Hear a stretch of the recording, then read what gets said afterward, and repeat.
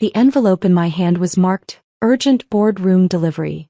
But my brother wasn't going to let me through the glass doors. Trevor stood with his arms crossed, his expensive suit fitting perfectly, his expression a mixture of amusement and condescension. "What are you doing here, Kyle?" he asked, though his tone suggested he already knew and found it hilarious. "Delivery for the board meeting," I said, holding up the envelope. "Mr. Patterson in legal said it was time-sensitive." "Right. The mailroom guy."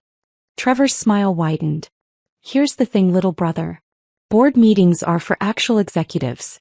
People who make decisions. Not for people who sort envelopes and push mail carts. I just need to drop this off. Give it to me. I'll make sure it gets to the right person." He held out his hand expectantly. "Mr. Patterson specifically said to deliver it to the board directly. And I'm telling you that you're not walking into that boardroom looking like that." Trevor gestured at my simple button-down shirt and khakis, the standard uniform for facilities staff at Harman Industries. "Do you have any idea who's in there?" "The executive team. Major shareholders. Our biggest clients. They don't need to see the help wandering through important meetings." Behind him, through the glass walls, I could see the boardroom table. My father sat at the head, looking every inch the CO he'd been for 30 years. Next to him was Martin Sawyer, the COO. And around the table sat a dozen other executives and board members I recognized from company directories. "Trevor, this is marked urgent." "Then you should have brought it up faster." He plucked the envelope from my hands. "I'll take care of it. You can go back downstairs now. I'm sure there are packages that need sorting." Mr. Patterson said. "Kyle." Trevor's voice hardened. "I'm the VP of Corporate Development. You're a mailroom clerk. We're not equals here, and we're certainly not going to have a debate about corporate protocol in front of the boardroom. Go. But downstairs." I met his eyes for a long moment, then nodded. "Okay, Trevor." As I walked toward the elevator, I heard him mutter to someone behind him, "My little brother. Mom insisted we give him a job here. Can't handle anything more complicated than sorting mail, but what can you do?" The elevator doors closed on the sound of polite laughter. I'd been working at Harman Industries for 6 months now, ever since I'd returned from overseas. The mailroom position was temporary, or at least that's what I'd told myself when I took it. A quiet job while I figured out my next move. A way to stay under the radar. My family didn't know I'd come back to the States with money. Significant money. They didn't know about the tech startup I'd co-founded in Singapore 4 years ago, or about the acquisition that had made me and my partners extremely wealthy. They didn't know I'd spent the past 6 months quietly buying shares in Harman Industries through a network of shell companies and investment vehicles. They just knew that Kyle had finally come home after wandering around Asia for years, and that he'd needed a job, and that the mailroom was probably the best he could handle. My father had been skeptical about hiring me at all. "The company isn't a charity, Kyle. If you work here, you work. No special treatment because you're my son." I'd assured him I didn't want special treatment. Trevor, on the other hand, had been delighted. It gave him another opportunity to highlight the contrast between the successful son who'd risen through the ranks and the disappointment who sorted packages. My mother had been quietly embarrassed. "I wish you'd done something with your life, dear. Trevor is VP now. Your sister is a surgeon. And you're delivering mail." I'd smiled and told her the mailroom suited me fine. Back at my desk in the basement, I resumed sorting the afternoon delivery. My supervisor, Rita, appeared with a coffee and her usual kind smile. She was 63, had worked at Harman Industries for 40 years, and treated everyone with the same warmth regardless of their position. "How'd the delivery go?" she asked. "Trevor took it. Didn't want me in the boardroom." Rita's expression soured. "That boy has too much pride. You're his brother. Half the company doesn't know that. He prefers it that way. Well, he shouldn't. Family is family." She patted my shoulder. "Don't let him get to you. You're doing good work here." "Thanks, Rita." After she left, I checked my phone. A text from my lawyer, James Chin. "Paperwork is filed. You now own 73% of Harman Industries common stock. Congratulations." I typed back, "Keep it quiet for now." "Understood. Let me know when you want to make it public." I slipped the phone back into my pocket and returned to sorting mail. The company my grandfather had founded 50 years ago was now primarily mine. I'd spent 6 months and approximately $340 million acquiring shares through dozens of shell companies, buying out small shareholders, purchasing blocks from retiring board members, and gradually accumulating a controlling interest. Nobody had noticed because nobody was looking. The transactions were small, scattered, and routed through enough legal entities that they appeared unconnected. My father owned 15% of the company directly. Trevor had 3% from his executive compensation. Various board members and institutional investors held the rest. Or they had until I'd systematically bought them out. Now I own 73% and nobody knew it except my lawyers. I wasn't sure yet when I'd reveal this. Part of me was content to keep working in the mailroom, watching the company from the inside, learning its operations at the ground level. Another part of me wanted to wait for the right moment. A moment when the revelation would mean something. That moment came 3 weeks later. I was sorting packages when Rita called me into her small office. "Kyle, there's a situation. Trevor just sent down a directive. He wants all mailroom staff to work through the weekend. No overtime pay, just volunteer hours to show company loyalty." "He can't do that. He's VP of Corporate Development. He says he can." Rita's jaw tightened. "He's been pushing for layoffs in facilities for months. Says we're overstaffed. This is his way of forcing people to quit so he doesn't have to pay severance." "How many people does this affect?" 12. "Most of them have been here for 20+ years." Her voice dropped. "Kyle, I can't afford to lose this job. I'm 3 years from retirement. But I also can't work every weekend for free. My husband has health issues. I need to be home." I looked at the directive on her desk. Trevor's signature at the bottom, bold and self-important. "Don't worry about it, Rita. I'll handle this." "You? How?" "Let me make some calls." That evening I messaged James Chin. "Time to make it public. File the disclosure forms tomorrow morning." "Are you sure?" "Completely sure. This is going to cause quite a stir." "I'm counting on it." The next morning I arrived at work early. The mail room was quiet, most staff not due for another hour. I changed out of my usual casual clothes and into one of the suits I'd kept in my car. A sharp charcoal gray that I hadn't worn since my Singapore days. At 8:47 a.m., James filed the disclosure forms with the SEC, revealing that Kyle Harmon, through various investment vehicles, now controlled 73% of Harmon Industries' voting shares. At 8:51 a.m., my father's assistant called an emergency board meeting. At 9:15 a.m. I took the elevator up to the executive floor. The boardroom was in chaos when I arrived. Executives were shouting into phones, pulling up documents on laptops and arguing in tight clusters. My father stood at the head of the table, his face pale, staring at a printed disclosure form. Trevor was near the windows, speaking urgently with Martin Sawyer. "It has to be a mistake. Kyle doesn't have that kind of money. He works in the mail room." I knocked on the glass door. Every head turned. The room went silent. Trevor's expression cycled through confusion, disbelief, and then anger as he took in my suit, my confident posture, my complete lack of deference. "What are you doing here?" he demanded. "I'm here for the board meeting. I received notice of an emergency session. This is for executives only. I told you before." "Trevor." My father's voice cut across the room. "Is this real? Did you really acquire 73% of this company?" "Yes, sir." The silence that followed was deafening. Martin Sawyer found his voice first. "How? Where did you get that kind of capital?" "I co-founded a tech company in Singapore 4 years ago. Venture capital-backed, rapid growth, acquired by a larger firm 18 months ago. My share of the acquisition was substantial." I walked calmly to an empty chair at the table and sat down. "I've been investing it carefully since then." "Why didn't you tell us?" my father asked, his voice strained. "I tried. 4 years ago when the company was just getting funded. I called you Dad. You said you didn't have time to hear about another one of my schemes, and that I should focus on getting a real job." I smiled without humor. "So I did. I got a very real job. Then I sold it." Trevor slammed his hand on the table. "This is insane. You can't just buy up a company without disclosure." Every transaction was legal and properly reported. The disclosure threshold for ownership in a private individual isn't triggered until you cross certain percentages. I structured my purchases to stay below those thresholds until now. I nodded toward the corporate lawyer, Jennifer Park, who was frantically reviewing documents at the far end of the table. Jennifer can confirm everything was done by the book.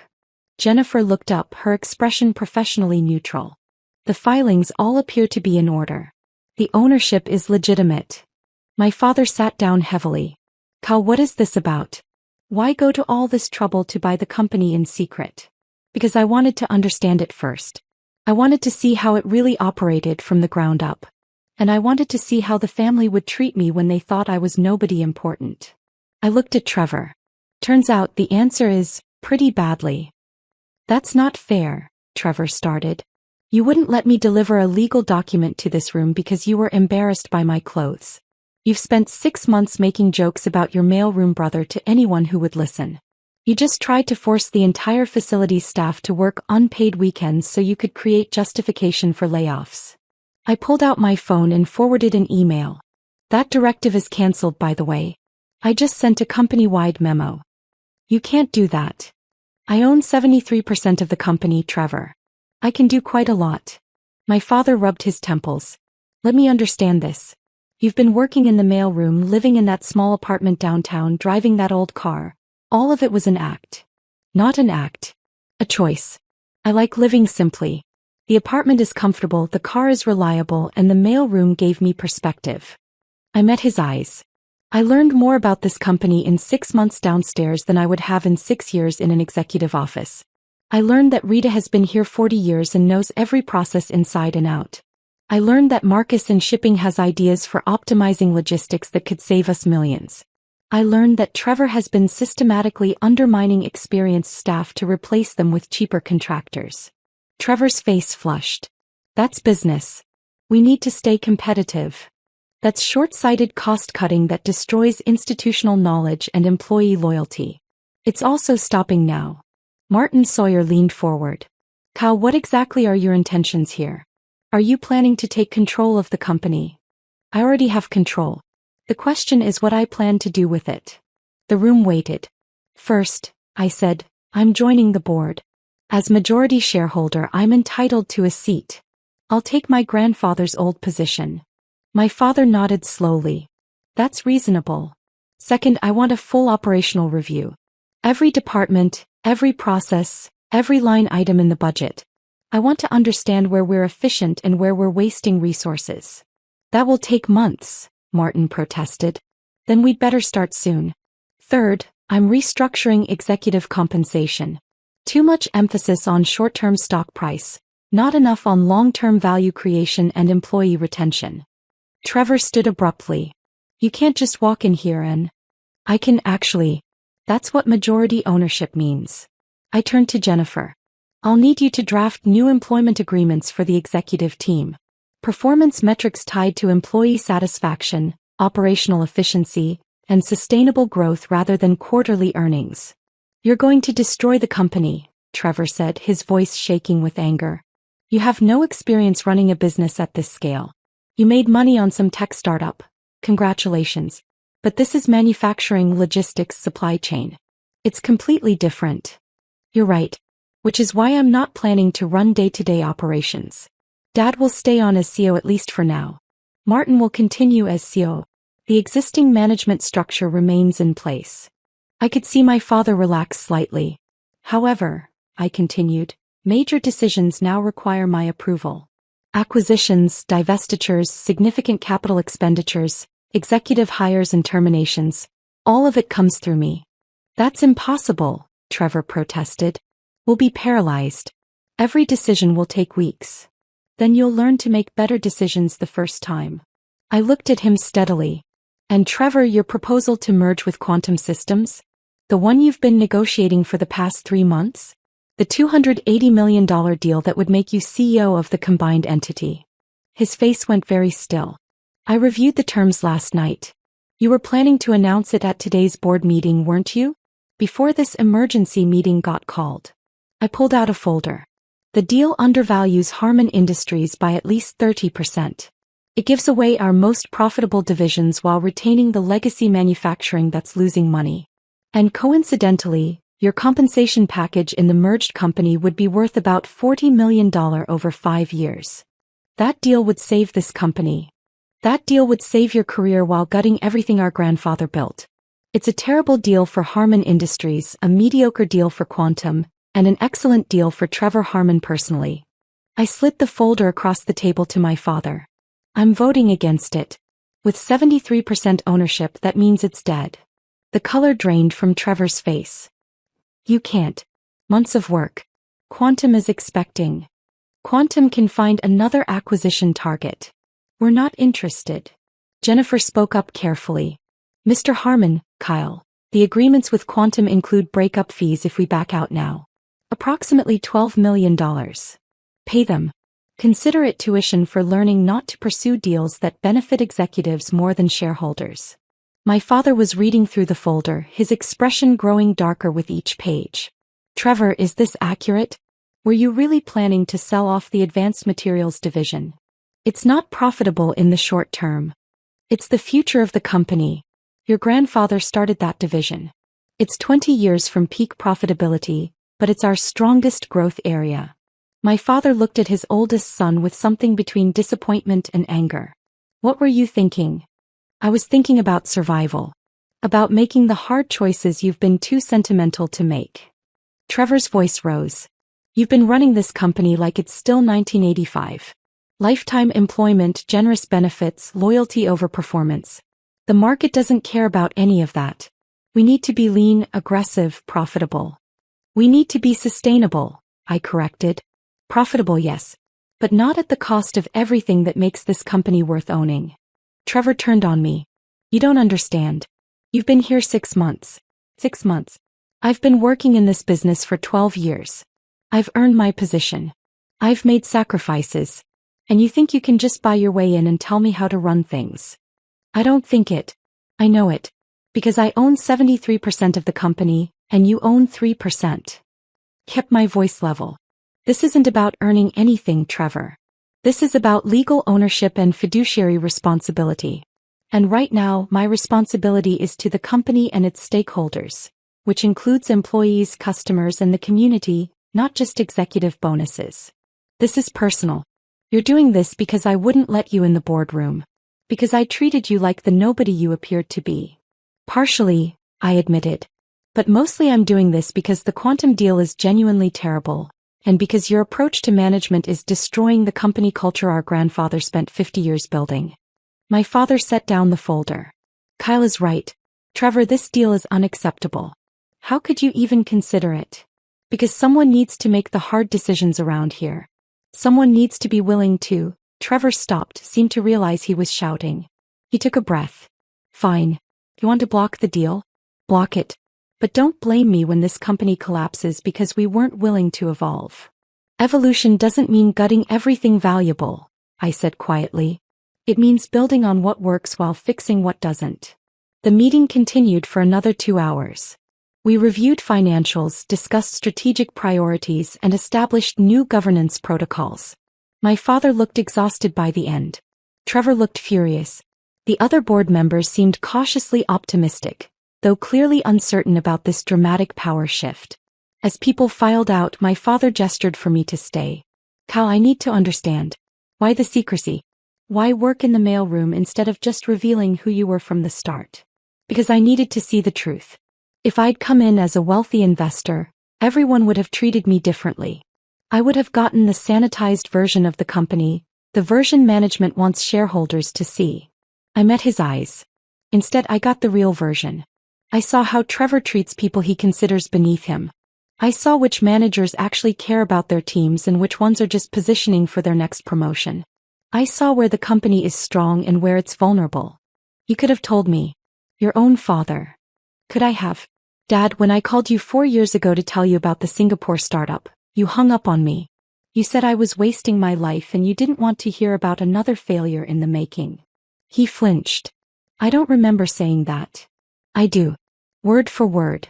It's why I stopped trying to tell you about my successes. I softened my tone slightly. I'm not trying to punish you. I'm trying to save the company grandfather built. Trevor's approach would have destroyed it within 5 years. And your approach? Focus on sustainable growth. Invest in our people. Protect our core competencies while slowly modernizing operations. And for God's sake, stop treating long-term employees like disposable resources. I stood. I know this is a lot to absorb. Take some time to process it. We can talk more next week. Kyle. He stopped me at the door. I'm sorry. For not listening. For assuming you'd failed because you didn't follow the path I wanted for you. I appreciate that. And for what it's worth, I'm proud of what you've built. Both in Singapore and here. It was the first time he'd said those words in years. I nodded, not trusting my voice, and left. In the hallway, I nearly collided with Trevor. He'd been waiting outside the boardroom, his expression dark. This isn't over, he said quietly. Yes, it is. The quantum deal is dead. Your cost-cutting campaign is over. And if you try to undermine the new direction, I'll vote to remove you from the board. You'd fire your own brother? I'd fire an executive who's putting his own interests ahead of the company. Family doesn't change fiduciary duty. I started to walk past him, then paused. For what it's worth, Trevor, you're good at parts of this job. You're strategic, you understand market dynamics, and you can close deals. But you've lost sight of why the company exists in the first place. It's not just a vehicle for executive enrichment. Easy to say when you're already rich. I was saying the same thing when I was sorting mail for $18 an hour. Money doesn't change principles, Trevor. It just reveals them. I left him standing in the hallway and took the elevator back down to the mailroom. Rita was at her desk, reading the company-wide memo I'd sent canceling Trevor's weekend work requirement. She looked up when I entered, and her eyes widened at my suit. Kyle, what's going on? Long story. The short version is that I own most of the company now, and nobody's working unpaid weekends. She stared at me for a long moment, then started laughing. You own the company.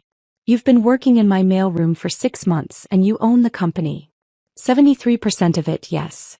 And you let Trevor treat you like... She laughed harder. Oh, that boy must be furious. He's processing. I bet he is. She sobered slightly. Does this mean you're leaving? Moving up to an executive office? Actually, I'd like to stay down here a bit longer. That's okay with you. I'm learning a lot. You want to keep working in the mailroom even though you own the company. Is that weird? Honey, it's the weirdest thing I've heard in 40 years at this company. But I like it. She smiled. You're welcome to stay as long as you want. Though I reserve the right to laugh about this for the rest of my career. Fair enough. Over the next 3 months, the transformation began. I brought in consultants to review operations, not the usual efficiency experts who recommended layoffs, but organizational psychologists and process improvement specialists who actually talked to frontline employees. We discovered that Marcus in shipping had been right. His logistics ideas could save millions. We implemented them and promoted him to Director of Supply Chain Operations. We found that Rita's institutional knowledge of company processes was essentially irreplaceable. We created a new position for her, VP of Operational Excellence, with a mandate to document and optimize core processes before she retired. We restructured the Advanced Materials Division, increasing investment and bringing in new engineering talent. Within a year, it would become our fastest-growing segment. And we killed the quantum deal, paid the breakup fee, and watched our stock price rise as investors realized we were serious about long-term value creation. Trevor stayed on as VP of Corporate Development, but under much closer supervision. To his credit, once the shock wore off, he began to adapt. He started spending time in the facilities talking to employees, learning the business from the ground up the way I had. At a board meeting 6 months after the revelation, he approached me during a break. I've been thinking about what you said. About principles and money, just revealing them. Yeah. You were right. I got so focused on climbing the ladder that I forgot why the ladder existed in the first place. He paused. I'm sorry. For how I treated you and for how I was planning to treat this company. Thank you for saying that. I want to do better. Actually build something sustainable instead of just optimizing for my next promotion. He offered his hand. Think you can work with me on that? I shook it. I think I can. My father retired as CEO a year later, after helping to establish the new strategic direction. The board offered me the position, but I declined. Instead, we brought in an external candidate with experience in sustainable manufacturing and a track record of valuing employees. I remained on the board, attending meetings in my usual casual clothes, often coming directly from a shift in whatever department I was studying that month. The other board members had stopped commenting on my wardrobe. At a family dinner 2 years after the revelation, my mother raised her glass. A toast to Kyle, who proved that success doesn't always look the way we expect it to. And who taught us all a lesson about assumptions, my father added. Trevor smiled wryly. And who will never let me forget the time I wouldn't let him into a boardroom because he was dressed like mailroom staff. To be fair, I said, I was mailroom staff. You were the majority owner dressed like mailroom staff. There's a difference. Is there? I was doing the same work either way. The ownership didn't change who I was or what I contributed. My father nodded slowly.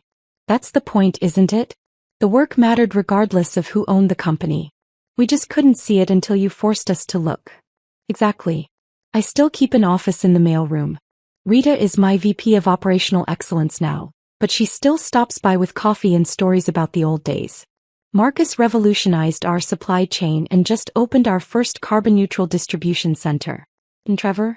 He's actually become one of our most effective executives, because he finally learned to value people over spreadsheets. Harman Industries is profitable, sustainable, and ranked as one of the best places to work in our industry. We didn't get there by cutting costs or chasing quarterly earnings. We got there by remembering that companies are made of people, and people deserve respect regardless of their position on an org chart. It's a lesson I learned in the mailroom, even though I owned 73% of the company. Or maybe especially because I owned 73% of the company and chose to work there anyway. The signature that blocked Trevor's terrible merger didn't come from a corner office or an executive suite. It came from someone who understood the company from the ground up, who knew its people by name, who'd sorted their packages and delivered their documents and learned what actually made the business work. Sometimes the most powerful thing you can do is choose to see what others overlook. And sometimes the best revenge isn't revenge at all. It's just being exactly who you are and letting that truth speak for itself.